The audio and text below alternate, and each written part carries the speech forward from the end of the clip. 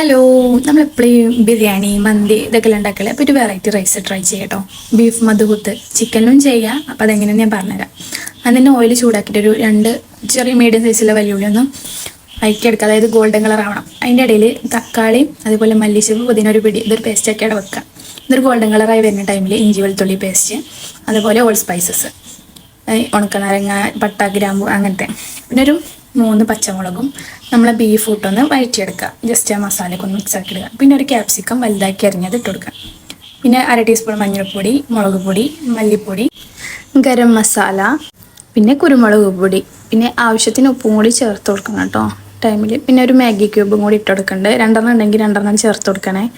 പിന്നെ നമ്മൾ നേരത്തെ അരച്ച് മാറ്റിച്ചില്ലേ തക്കാളി, മല്ലിയില, പുതിന, അത് ആ പേസ്റ്റും കൂടി ചേർത്ത് കൊടുക്കുക. പിന്നെ കുറച്ച് തൈരും കൂടി ചേർത്ത് കൊടുത്തിട്ട് ഒന്ന് മിക്സ് ആക്കി എടുക്കുക. എന്നിട്ട് പിന്നെ ബീഫിലേക്ക് കുറച്ച് വെള്ളം കേട്ടോ, കുറച്ച് വെള്ളം മതി. ബീഫ് ഒന്ന് വെന്ത് വരാല്ലൊരു കുറച്ച് വെള്ളം.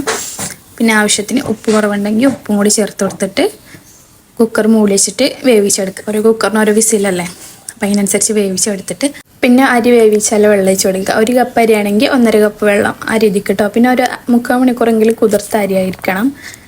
എന്നിട്ട് പിന്നെ നമുക്ക് അരി ഇതിലേക്ക് ചേർത്ത് കൊടുക്കുക വെള്ളം തിളച്ച് വരുന്ന ടൈമിൽ. പിന്നെ ഉപ്പ് കുറച്ച് അധികം ഇട്ട് കൊടുക്കണം കേട്ടോ. ഇങ്ങനെ നമ്മൾ നോക്കുമ്പോൾ കുറച്ച് അധികമായിട്ട് ഇങ്ങനെ നിൽക്കണം ഉപ്പ്. അപ്പോഴതിന് കറക്റ്റ് റൈസിലൊക്കെ ഉപ്പ് പിടിക്കുള്ളൂ.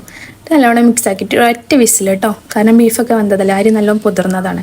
ഒരൊറ്റ വിസിലിൽ സംഭവം റെഡിയായി. പിന്നെ നമ്മൾ ചട്നിയും കൂടി കൂട്ടിയാണ്ട് കഴിക്കാൻ അടിപൊളി ടേസ്റ്റാണ്. ഒരു വെറൈറ്റി മന്തിയും ബിരിയാണിയൊക്കെ മാറ്റി പിടിച്ച ഒരു വെറൈറ്റി. അപ്പോൾ എല്ലാവരും ട്രൈ ചെയ്തിട്ട് ഫീഡ്ബാക്ക് അറിയിക്കണേ. താങ്ക്